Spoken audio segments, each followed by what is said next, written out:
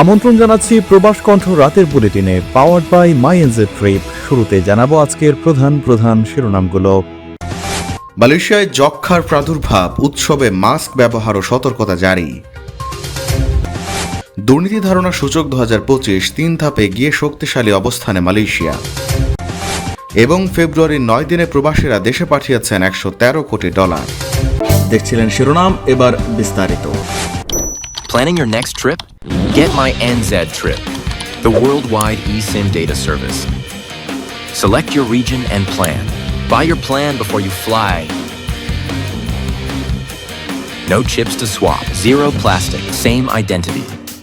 No more searching for a signal. Affordable access everywhere you go. Global signal in seconds. Try my NZ Trip. Connect across the globe instantly. মালয়েশিয়ায় 7 ফেব্রুয়ারি পর্যন্ত নতুন 10টি case সহ মোট 43টি যক্ষ্মা রোগী শনাক্ত হয়েছে। ফলে বিশেষজ্ঞরা উৎসবকালে ভ্রমণের সময় মাস্ক পরার এবং কোনো উপসর্গ দেখা দিলে দ্রুত চিকিৎসার পরামর্শ দিয়েছেন। সিঙ্গাপুর ভিত্তিক সংবাদ মাধ্যম দ্য স্ট্রেইট টাইমস এই খবর জানিয়েছে।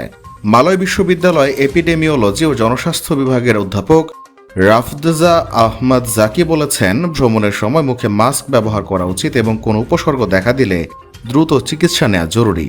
তবে উৎসবের সময় অনেকেই পরিবারের সঙ্গে দেখা করতে চান, তাই উপসর্গ থাকলে পরীক্ষা করানো উত্তম। তিনি আরও বলেছেন, জনসাধারণের পরিবহন ব্যবহার বা সমবেত স্থানে মাস্ক ব্যবহার করলে ব্যাকটেরিয়া বা ভাইরাস ছড়ানোর ঝুঁকি কমানো যায়। এটি শুধু টিবি নয়, অন্যান্য সংক্রামক রোগের ক্ষেত্রেও প্রযোজ্য। তিনি বাড়িতে দরজা এবং জানালা খোলা রাখারও পরামর্শ দিয়েছেন, যাতে ভেতরের বাতাস চলাচল করে এবং সংক্রমণের ঝুঁকি কমে। তিনি বলেন, টিবি একটি সংক্রামক রোগ এবং এর ইনকিউরেশন পিরিয়ড দীর্ঘ। সংক্রমণ নিয়ন্ত্রণ না করলে এটি দ্রুত ছড়াবে। তাই একাধিক কেস শনাক্ত হলে সক্রিয় স্ক্রিনিং করার মাধ্যমে আরও কেস পাওয়া যায়।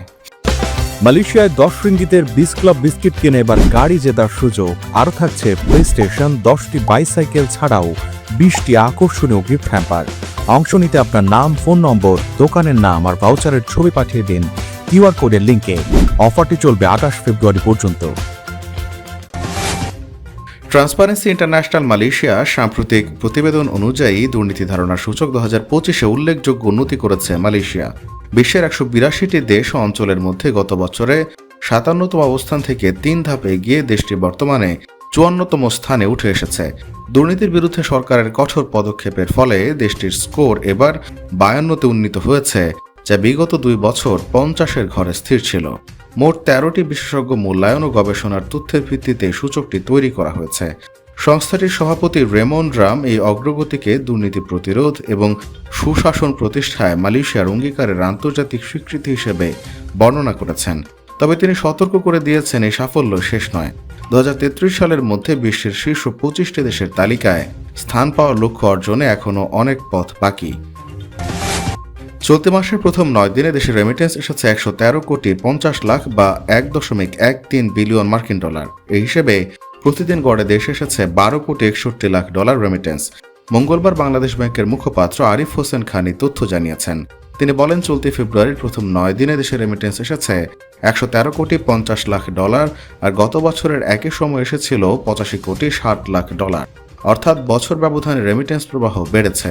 চলতি অর্থ বছরের জুলাই থেকে 9 ফেব্রুয়ারি পর্যন্ত দেশে এসেছে $2056 কোটি 50 লাখ রেমিটেন্স। বছর ব্যবধানে যা বেড়েছে 22.30%।